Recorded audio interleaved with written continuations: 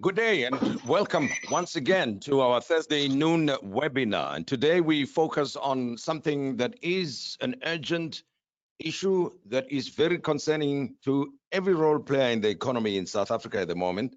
And many economists and commentators are classifying what is going on in the trucking business, the attacks, the violence, as economic sabotage. But there might be some reasons behind the burning of trucks on South Africa's main routes in KwaZulu-Natal, in the Free State, as well as in Gauteng.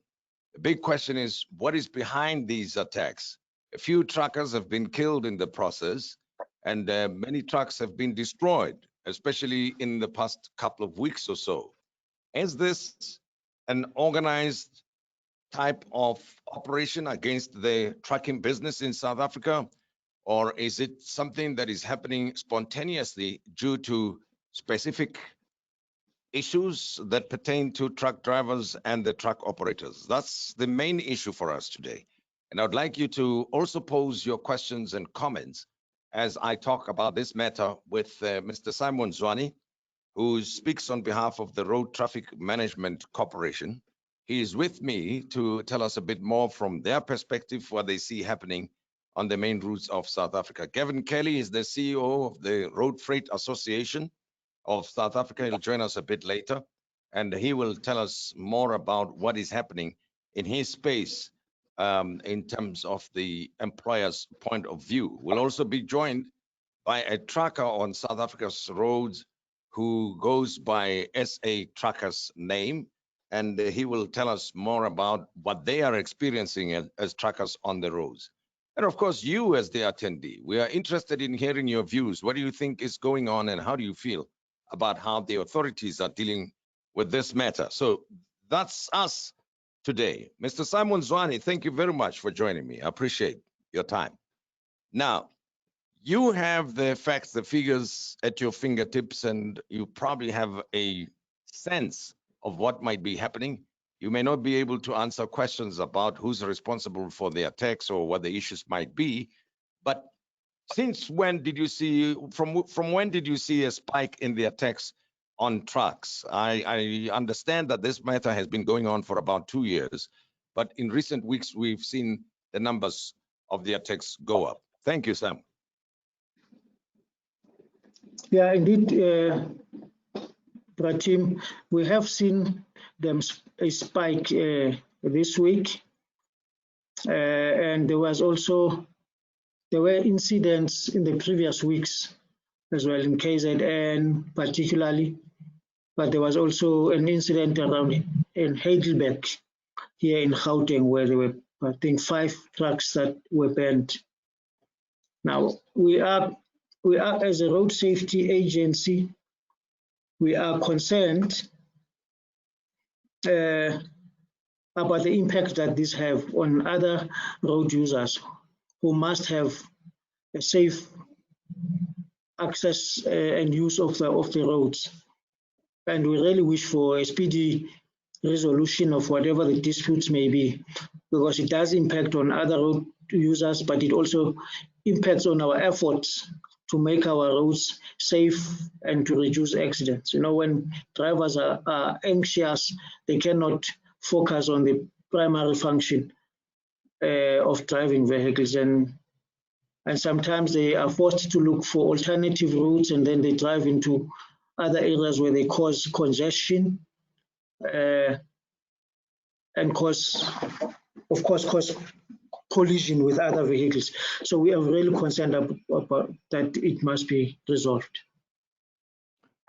I don't know if you have an opinion on this matter, because the employers in the trucking business have written an open letter to the president, and they're suggesting that this might be organized attacks on their businesses, and they are suggesting that the attacks are carried out with military precision. I read somewhere that, I think it was in Leondale or Heidelberg that you referred to earlier on, that it looks like groups of people are organized and they operate at particular times of the day, invariably at night around 10 p.m. or thereabouts, and they drive in several vehicles, will force the trucks to slow down and then hurl petrol bombs at them and open fire at these trucks. So do you get the same sense that these may be military style operations, these attacks? Well, without access to any intelligence reports, it will be difficult for me to say that it is done with any military precision or not. But we know that generally they happen at night or early hours of the morning. And for us, that's also the time when most road accidents also occur. So we would be concerned from that point of view. But without any intelligence report, it will be difficult for me to speculate on whether they are done with any military precision or not. One of the reasons when I started talking to you about this was I was under the impression that you would be responsible, that is, as RTMC, for the safety and security on the roads. You told me that it is the police actually who are responsible for that. But are you able to generate some information, to collect some information about what is going on regarding the trucks, so you can tell us where this is happening? I mean, we've mentioned Heidelberg, we've mentioned KwaZulu-Natal. It looks like it's on the main routes, but what do you know as RTMC about what's going on? Look, we know that it happens on the highways. It seems to be happening opportunistically. There is not a pattern that you can discern. That they happen at particular areas necessarily, but they would happen. We've seen incidents around where there are these truck stops, but we've seen also on the N14 towards Mpumalanga, just on the side of the road. So yeah, what this calls for from our perspective is the visible patrol of these highways, to ensure that whoever wants to do this, they can also see that the roads are under surveillance by the relevant authorities, and we believe that that will serve as a deterrent, will have a deterrent effect on whoever is planning or executing these plans. But however, the underlying issues must be attended to by the relevant parties and role players, and so that we have a sustainable solution to it. We cannot continue having this band-aid, applying band-aid on this problem. It's gone on for rather too long. We really concerned that as we go to the festive season, this might impact on our plans to make the roads safe. And I know you're trying to work with the other organizations and institutions that have got a role to play here. Have they shared any information with you? I'm talking about the South African police, for instance. What are they telling you about the attacks on the trucks? What do they know? I've obviously tried to get in touch with them, as I indicated when we started this conversation, but they told me they are not available, they cannot make it, and apparently there are also some labor issues attached to this. But what have you heard from them? Yeah, we have had meetings with them. They are working, they've worked on the plan. They have a plan to make the roads safe, and they've allocated roles to other role players like us, who are also having traffic officers that we can play on the roads. Really, for us, our role mainly is to patrol the highways, as I said, and make sure that we keep them under surveillance. They will also be deploying their own resources to investigate the matters to try and identify who are the people behind the bombings and deal with it from that perspective. I do have a letter that Gavin Kelly, who's going to join us later on, that he wrote to the president. I just want to read a few paragraphs from it. He says, again, the road freight companies, truckers, find themselves being attacked by forces under the pretext of foreign nationals taking jobs away from citizens. He says this results in damaged and destroyed lives, companies' employment opportunities, economic activity, goods, vehicles, facilities, roads, and foreign investment to move goods through South Africa into Africa. And the letter is addressed to the president, as I have said, and he says, Mr. President, this is not what we all envisaged as economic recovery. We are concerned that the lack of action from the government creates the impression that it is complacent regarding this protest action, given that the Minister of Police has done nothing of substantive value to either prevent or stop this. Everything has been reactive. And the latest call for a plan to address this through a coordinated national approach is scheduled for discussion after the recently announced period of further action, as communicated by the All Truck Drivers Foundation. So what steps, initiatives are you aware of that are underway between different role players in the transport sector? Are you having any discussions with them as RTMC, with the SAPS, that is, with the employers, the Road Freight Association, and the truck drivers themselves? Well, it is not our space to get into employment relationships. As the RTMC, our mandate is clear, is to make the roads safe for all motorists. We are having engagements with the police on how we can work jointly to ensure that these incidents are minimized or even eliminated, so that the roads can be safe even for other road users to use. Because we don't want to have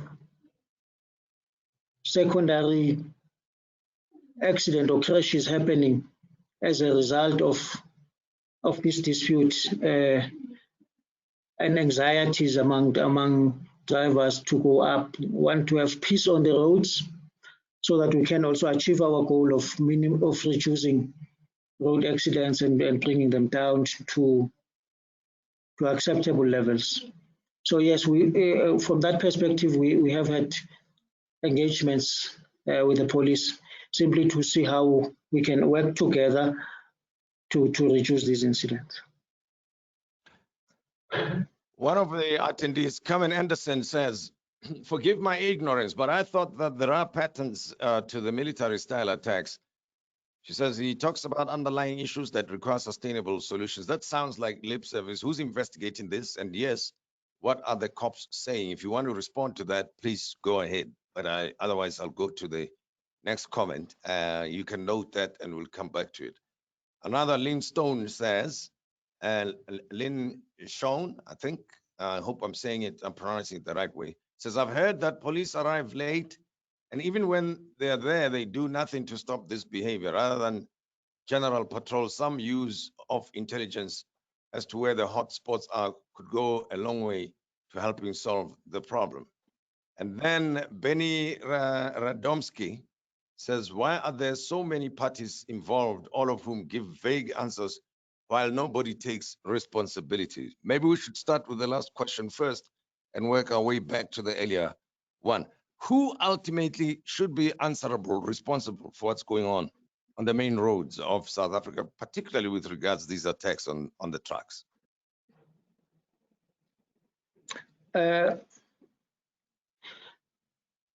These attacks, from our own perspective, that they are criminal in nature. Very much, they are not really different from cash in transit heists or stuff, and those matters are generally attended to by the police. So as I explained, our role as traffic officers is to ensure that there are no accidents and there's free flow of traffic on the roads. And we get concerned when such things happen on the roads because they impede other road users from using the roads safely. So, yeah, the police... I suppose the ideal situation, and that is one, is that the roads must be safe, right? That's what you would like to see as Road Traffic Management Corporation. But certainly with the situation having developed to where it is, your intentions may not bear any fruit. You may not be able to achieve your objectives, isn't it? With these attacks happening on the trucks. In other words, to my mind, listening to you and watching what's going on, you are in the same or in a similar situation as the truck owners and the truck drivers, because roads are not going to be safe if the trucks are being attacked in this manner. So you are surely a seriously interested man. Are you happy with the way the police are responding to you and your intentions as Road Traffic Management Corporation? Yes, that is why we are having the engagements that we've been having with the police to plan jointly with them, because really our interest is to see to it that the roads are indeed safe. So we know the police have got a plan. They've worked on the plan that they will be executing. I have no mandate to speak for them, but we will be working jointly with them to make sure that the roads are safe. We are approaching a very critical period in the life of South Africans, and we need all obstacles to be removed so that when people start traveling, they do so in peaceful conditions, and there can be no avoidable contributing factors must be removed so that we can reduce the number of road accidents. We already have a big problem with road accidents, so we need to create conditions that are conducive for us to reduce the numbers of road accidents. So it's for that reason we're working jointly with the police to see what role we can play. And they've delineated the roles that parties can play to ensure that the space is made safe and safe for other road users and the citizens in general can use the roads without impediment. Do you know when this plan that the police may have shared with you is going to be implemented? When are they going to take action? Well, there are many elements to it, but as far as patrolling the roads and patrolling the highways and keeping them under surveillance, that is happening with immediate effect. It has started already. It has started already. I'm asking the question because there were over creating the impression that not much is being done in that regard. You see, some of the work that police do would not be immediately visible to the eyes of the public. I mean, really, if they deploy people to gather intelligence and all of that, you wouldn't normally see that in public. That kind of work is not done in marked cars and in uniform and stuff. It's work that happens almost behind the scenes. So you wouldn't see all of the other work that's being done, but we are assured that there is work being done. Okay, I'm going to put some of the questions to Gavin Kelly of the Road Freight Association when he joins us. But let me talk about the work of the road traffic management at this time of the year and maybe throughout the year. What are you anticipating? Let me move away from the trucks for a bit. What are your plans? How are you going to help make roads much safer than they currently are? What strategies are you putting in place to try and limit the carnage that's likely to happen during the holiday season? Yeah, we have had a planning and have identified certain trends over the number of years that contribute to accidents happening over the festive season.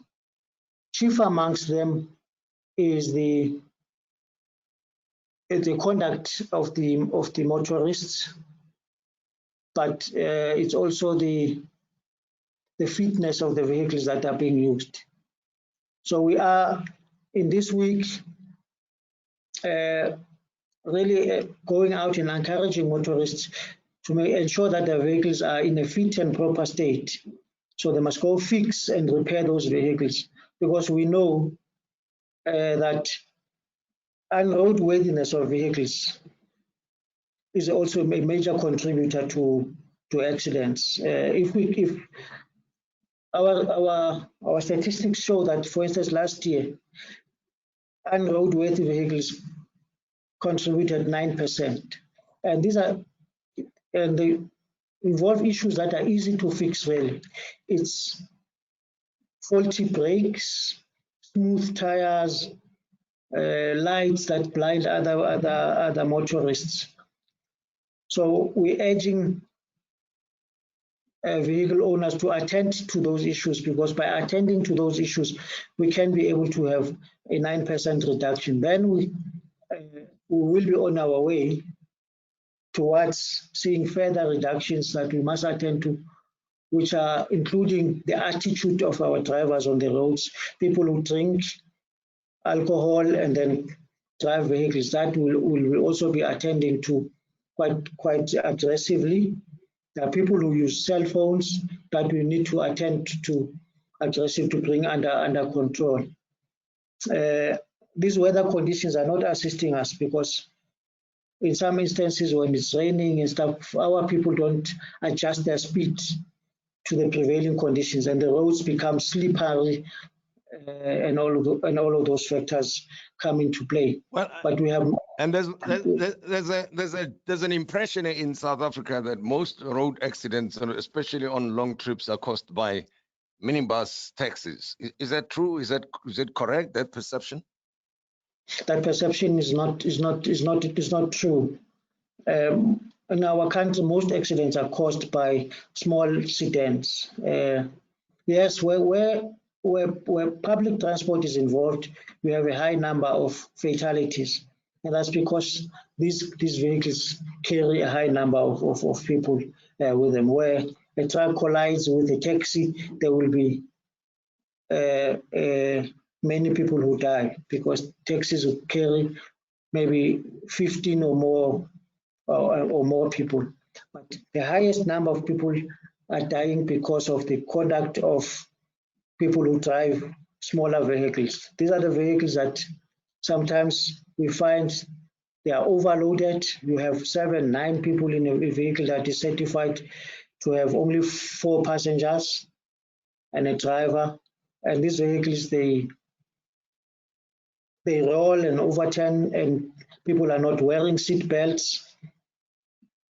And because of that, and people who then die. So our big problem really is the small vehicle, sedan or hatchback drivers.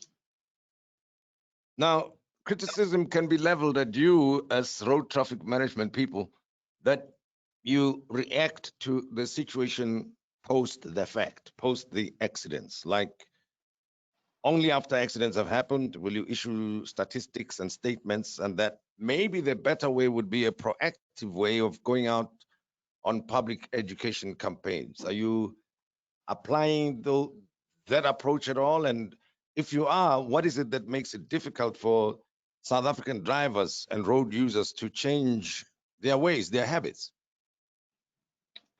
No, we are, Tim. We know the age groups that are mostly affected, and we have interactions with them throughout the year. We go even to universities to speak to them about road safety.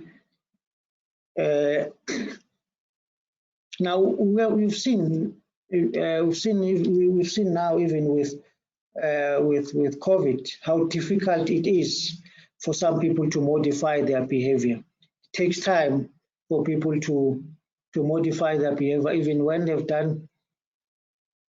taken some effort to modify it, they lapse to their old habits. So that's why we sustain these campaigns throughout the year, and we work with other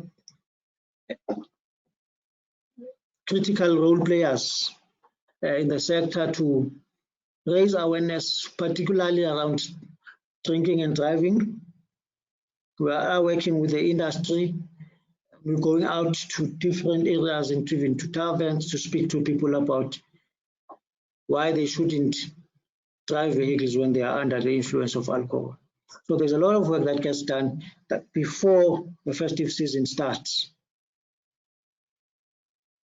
But have you found out why, as I've said in the earlier question, why are people not changing those behaviors? Because the statistics have not come down at all at any given time, isn't it? Now, if they have, it would only be due to restrictions of movements earlier this year. But otherwise, the numbers are more or less the same or keep going up.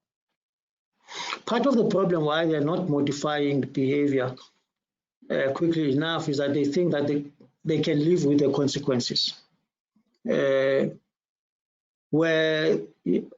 you have been caught and arrested, the sentence does not reflect the seriousness of the offense. If you're caught for driving under the influence of alcohol, you stand to get a 2 year sentence, 2 years sentence suspended, or 6 months suspended, and all of that, which is why we have been advocating for reforms in the Criminal Procedure Act, so that the sentences that are meted out by our courts should reflect the seriousness of traffic offenses. For a long time,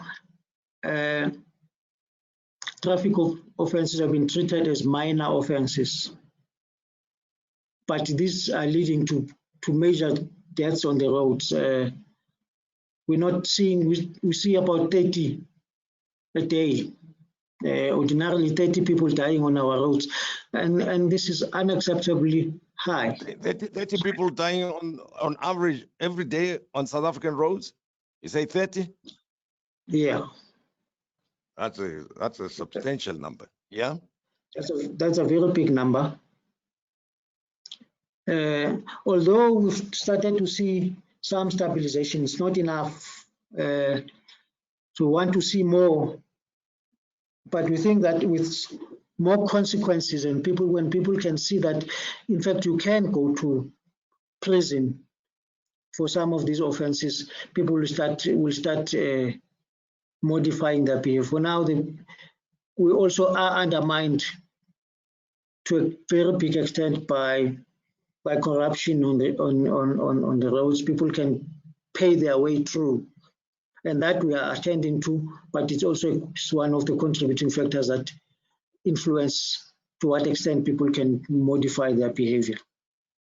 Well, an argument I've seen has been made that the problem is that many people can buy their driver's licenses. So it starts right there, isn't it? How widespread is that corruption? That most people who are on the roads are not appropriately qualified or trained or skilled in driving. Yes, that, and we have also said that we need to also look at the entire regime that produces our driver, how we train them. We're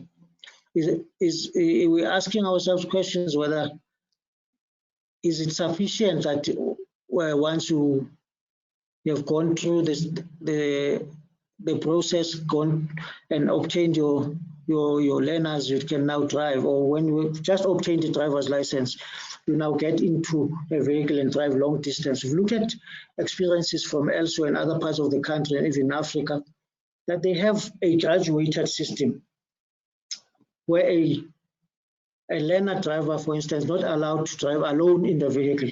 There must be a qualified driver who drives with that person. And even a novice driver who's just obtained their driver's license now needs to be also accompanied by a qualified and seasoned driver for a certain period of time while driving, and it may be limited. In other countries, you get limited as to the distance you can drive. You can't drive long distance if you have just obtained your driver's license. All of those matters where we are considering is a way of improving safety on the roads. And indeed, you are correct. There's this matter of corrupt way in which people obtain their licenses. We've made arrests in some places. We know that some people don't even get into a vehicle. In some places they operate a one pass all. One person gets into to be tested, and then licenses get issued to others as well. So we are aware, and we've made arrests in those areas, working together with the Hawks. So we have all of these investigations going all throughout the country, looking into that matter. That is one. Sorry, I'm laughing, but this is not, it's a serious matter, right? And it is. To loss of lives being lost on average per day in South Africa. But I never heard of a pass one, pass all when it comes to driver's licenses. Where is this happening? This pass one, pass all approach. Obviously, the person who's behind that should be sent for a long time.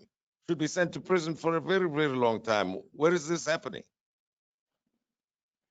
We've made arrests by Tim in Mpumalanga. We've seen instances of this. We have other investigations going on in other parts as well of the country. We've seen some of the practices as well in investigations we've done in Limpopo, where vehicles don't even get presented to a vehicle testing station to test their roadworthiness. You can just send a copy of the disc via WhatsApp, and they generate a roadworthy certificate for you. We know of those incidents. We've made arrests, but we know there are other follow-up investigations that we are doing in other places. So there are all of these things that are happening, which result in the situation that we have on the roads of high accidents and stuff. Yeah, because what we're talking about now, as much as when Gavin Kelly joins us, we're going to pick up the conversation on the attacks on trucks. It's very serious. These are lives of ordinary citizens, right? And they're lost in large numbers. 30 per day is a lot. It's a lot. Actually, it should be highlighted much more than any other issue when it comes to transport and road usage. Now, if we have a situation of the pass one, pass all type practices within the system and people drawing salaries from the very system that is trying to regulate how people get trained and skilled and qualified and certified to drive on the roads, then we have a serious problem, a very big problem.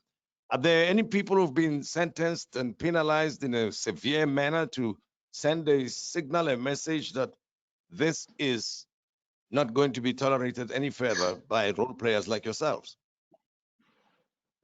Yeah, there are people who have taken to court and they have been sentenced. There are others who will be in court now in December. We are hoping for convictions of all the arrests we have made in Limpopo, in the Free State, in KZN. There are many traffic officers and examiners that have been fired and removed from the system because of these kinds of incidents. So now in December, we're hoping that there will be some 8 or so examiners in KZN where we are confident we're going to get convictions. It's the Durban Commercial Crimes Court. And then in different places in Limpopo, Sanin, Mankweng, Pulukwane, we've got cases where we are also very confident of convictions. So tell me then, for now, in the next few weeks, if we can sort of wrap our conversation, tell me what have you got planned? Where are you going to be visible? What do motorists need to note? Yeah, the important thing that motorists, particularly those who are planning to travel, what they need to know is that traveling at night is the most dangerous thing you can do in South Africa, even driving early hours of the morning. Those are the times when most accidents happen. And we want to urge people to really try and travel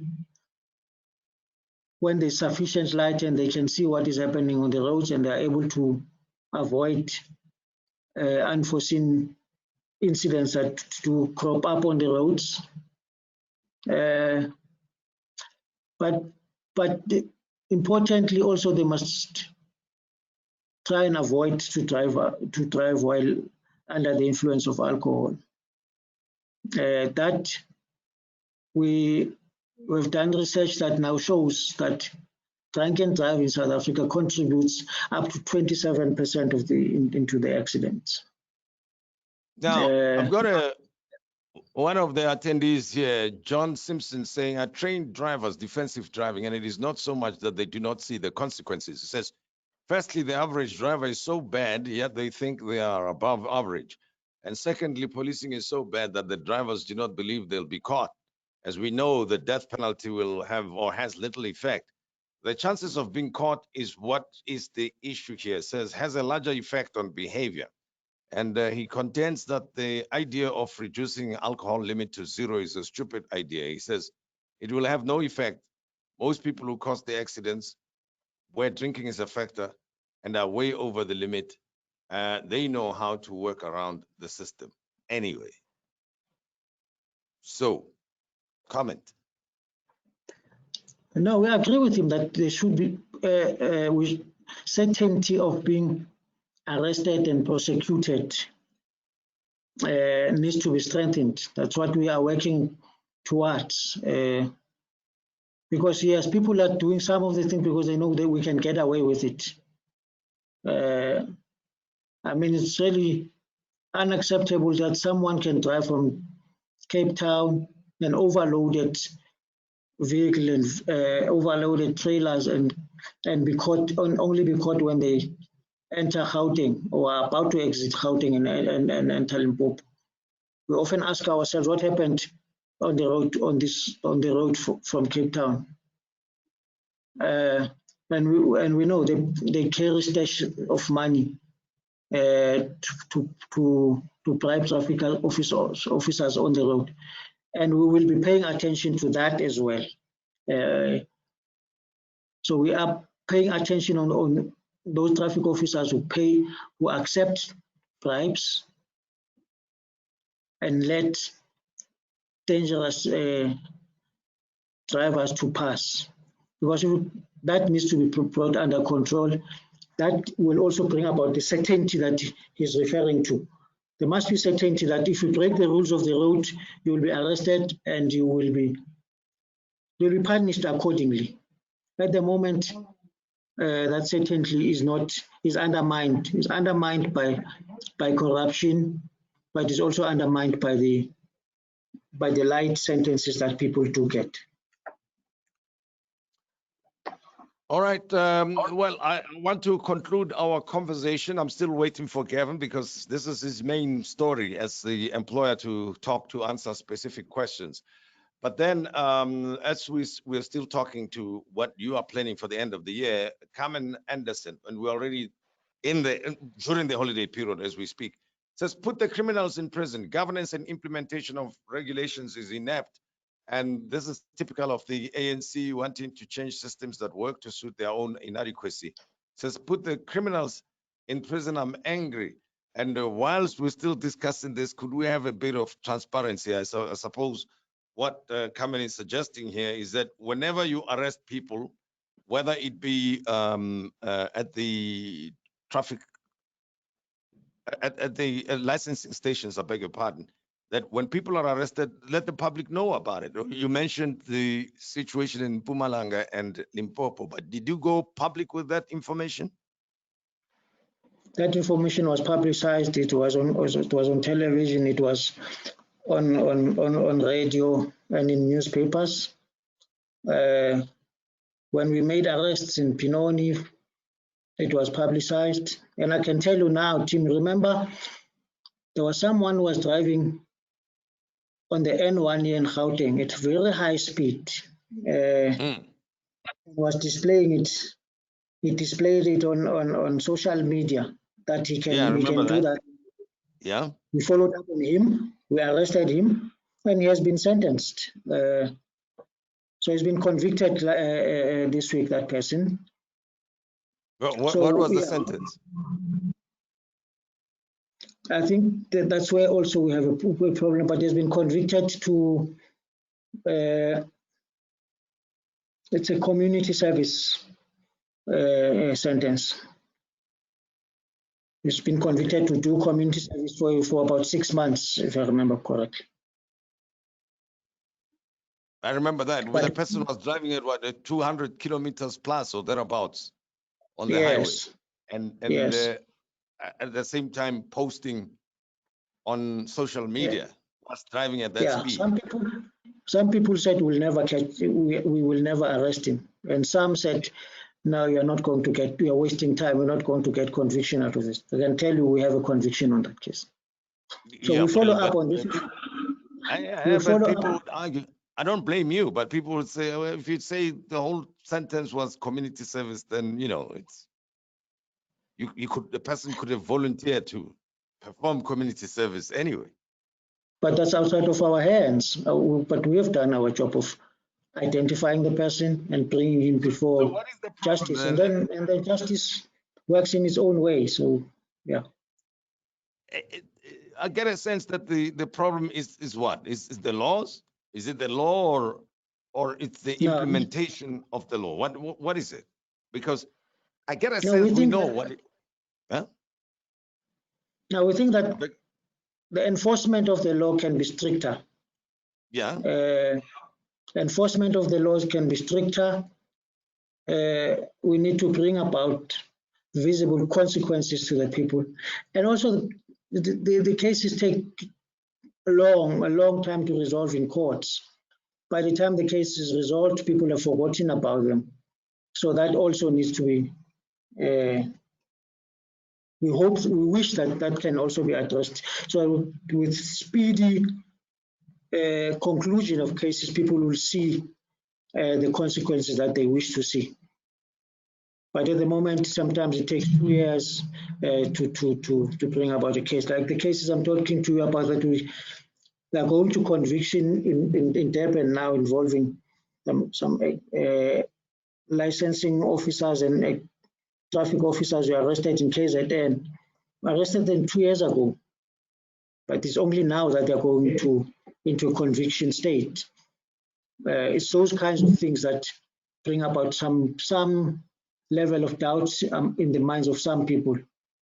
Well, I suppose correctly so. If you know you have 30 people dying per day, and we know what the causes are, and we know also the origins of or the sources of ultimately what becomes the carnage on the roads, and the justice system deals with these problems in the manner that it's doing, then we know upfront that there's not much that's going to change over a period of time. Then, and that's why you've not been able to win to win the war against road carnage. That is going to be the same way for some time to come if it continues this way. Yes, but we must not also completely exonerate the public from taking their responsibility, or even, in fact, we should not rule out the impact that citizen activism can do. You see, people should not tolerate a person who jumps a red robot. passengers in a taxi should not encourage the taxi driver to drive faster because they need to get to work on time, and then he is under the pressure now to overtake on the shoulders of the road and do the things that they do at peak traveling periods. If the passengers in those vehicles can say, no, we don't want you to be doing that, what you are doing is risking our lives, and others, we have technology these days. Those other people who see these things happening, they can take pictures, they can take videos and send them to us. We can follow up on those cases, and all of us can take part in making our roads safer. It starts also with citizen activism that is also required. With that kind of thing, we can bring this thing under control. You know, now you can't go into a mall without a mask because other people will look at you strangely. Others will confront you and say, no, where's your mask? That's the kind of ethos we need to have also for bad driving. People must say, no, you can't drive like that. You can't jump a robot. You can't jump stop signs.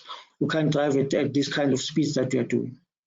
But you know, people pull guns on other motorists, right? You know the whole point of road rage. So very few people will take a chance in doing what you're suggesting they could do to help improve the situation, isn't it? That's why we're saying there's the technology. Use the smartphones that you are carrying, the phones that you are using, can take pictures. They can bring about evidence that we can then work on to follow up on the cases. And you can take that without being seen by the person who's transgressing and breaking the rules of the road. Okay, well, John Simpson says, further to this, I see, earlier on having made the point, says, I see 20 or 30 moving offenses every day when I drive.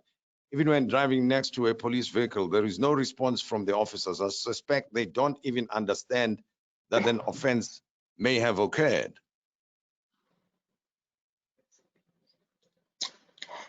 Yeah, you know, sometimes there is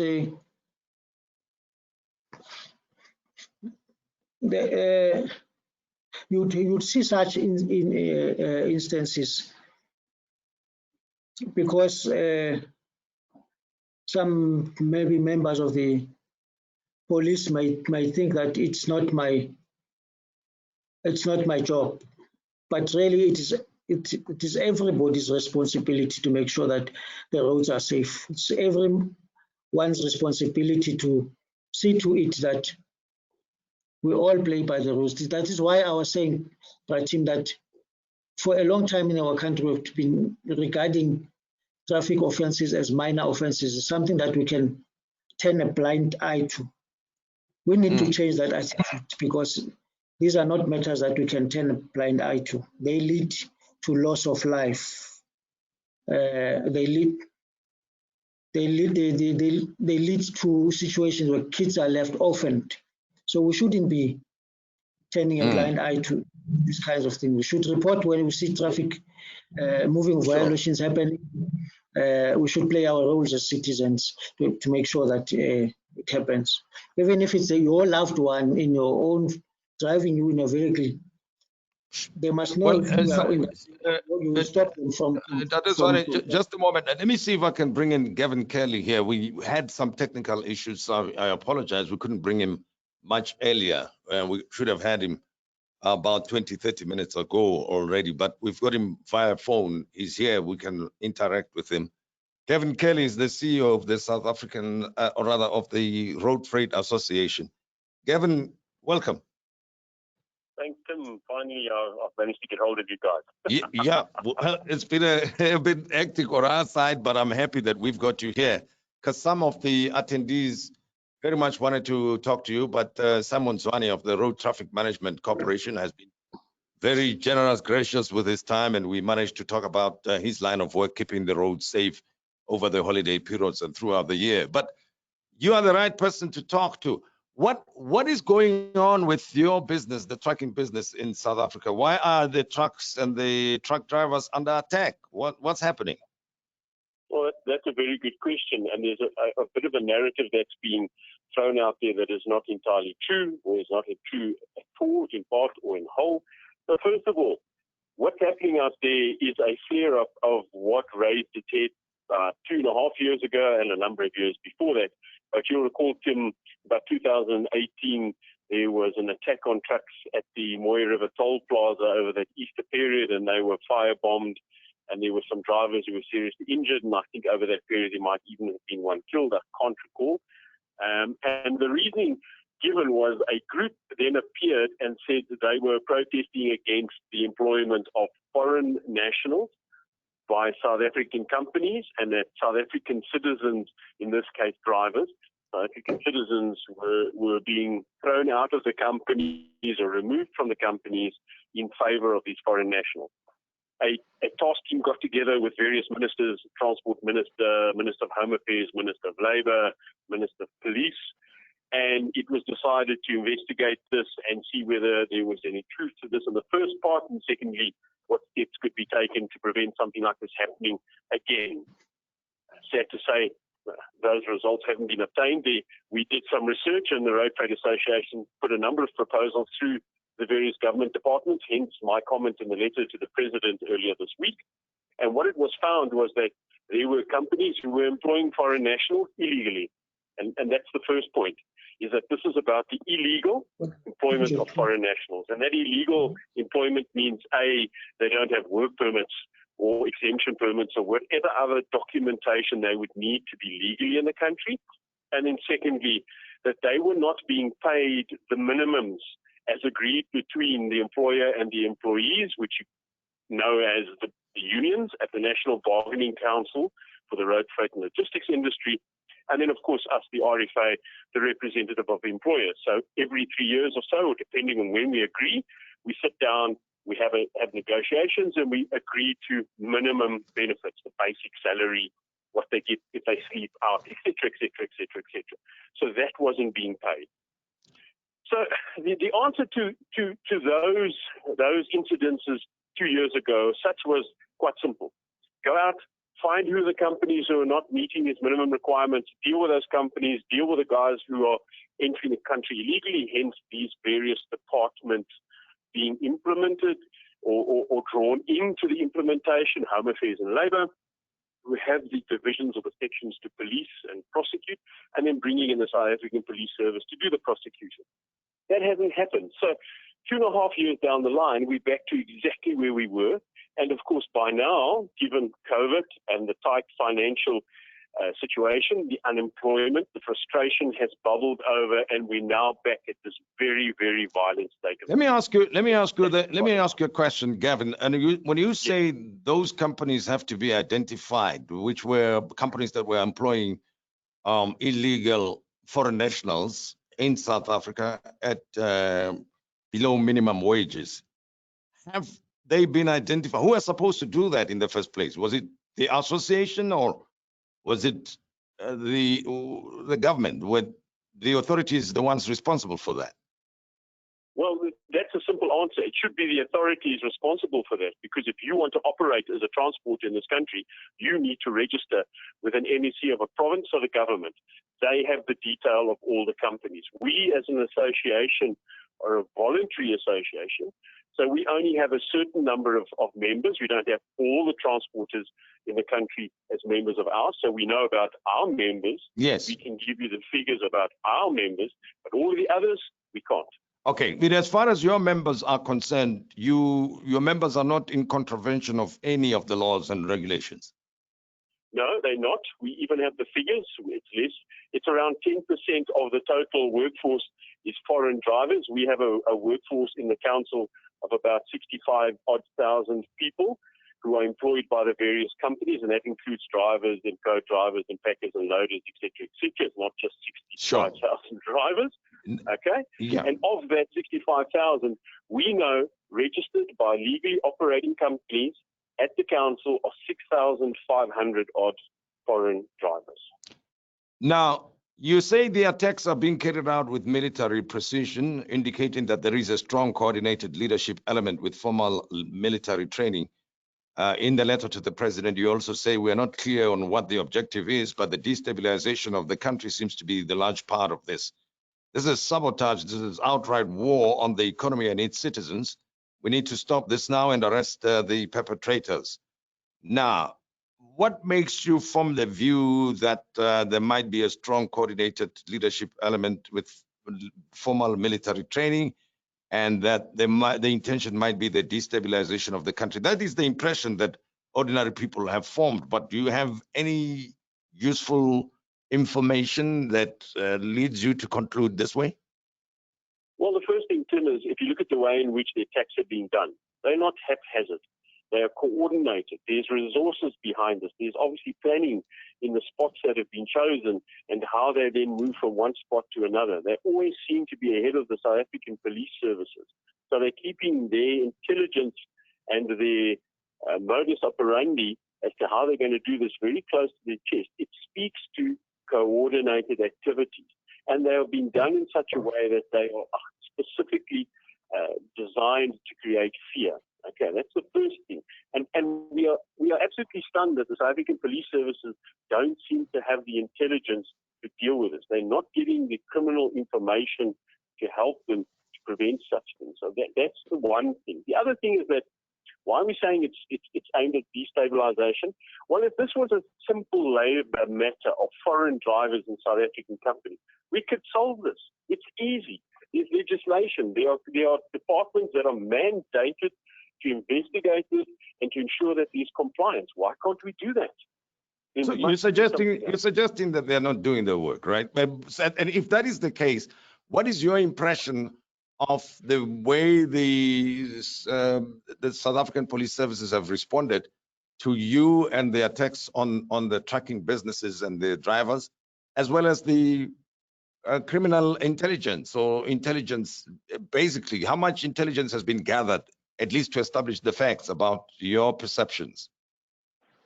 Yeah, well, look, I don't know what intelligence the SAPS has gathered. We know there's a fair amount of information that is put out on various social media platforms where information is shared in terms of the dates and the times of the attack, or times maybe not, but dates of attack, the areas of attack. People identify themselves, align themselves with these things. So their contact details are quite easily accessible. They are seen on social media and talking about, supporting. So the information is there. In terms of the SAPS, it always seems to be as if the SAPS are 2 or 3 steps behind. They don't seem to be in control of the situation. And we have a number of scenarios where they react to a situation, but there are reports that they seem to be scared to be involved or don't have the resources to be involved. So there are a number of situations this week. There were reports where they were 300 meters away from an event while the event was happening, didn't intercede and try and prevent it. Well, I mean, I hear you, and you're working with the police and other role players, I would like to believe. So I heard from Mr. Zwane of the Road Traffic Management Corporation that the police have got a plan, strategies that they're implementing currently to deal with this wave of attacks. Have you seen anything indicating that the police were getting on top of the situation? Have you seen any signs in that regard? No, sir. Have they shared that strategy with you? Have they informed you of what they intend doing? No, they haven't, but I would not be surprised as to that because, I mean, obviously you don't want to leak those sort of plans out. So that doesn't bother me, but we have not seen any arrests. We haven't seen successful prosecutions, and there are routes in this country that remain unsafe. Like which routes? Well, at the moment, the N3 remains unsafe in certain areas. We've seen the R59, we've seen the N12, N4. There are some spots around where they still remain unsafe. Now, obviously, Road Freight Association, you continue to be concerned because these attacks are ongoing. What is your view of how the authorities have responded to you and your plight and this developing situation? You've even written to the president. So what is your sense of how the authorities are trying to deal with this matter? Well, about 2 weeks ago, there was a joint statement by the Department of Labour, the Department of Home Affairs, that they were now working on creating legislation to address this. We don't need new legislation. We need the legislation that's currently in place that would adequately deal with this to be implemented, to be enforced. That's what we need. That we're not seeing. It's just talks. And has the president responded to your letter? He hasn't responded directly to us, no, but there was a press statement that he released, I think, 2 evenings ago. And what do you think the impact of these attacks is on the economic activity? You probably have the facts and figures at your fingertips. You know, people who are not in the business may not fully appreciate the damage these attacks may be causing to the economy. So I just want you to give me a sense in that regard. Yeah, well, look, of course, first of all, you have the actual physical damage, the loss to the assets in terms of either the vehicle and its cargo. Then you obviously have the damage to the driver. Now, thank goodness we've only had one death so far, although there are reports coming in that we still need to confirm. So you have a loss of earning in terms of that driver, the loss of life. And of course, many of these drivers have extended families that they support, as we all know. So first of all, if you damage a truck, it depends.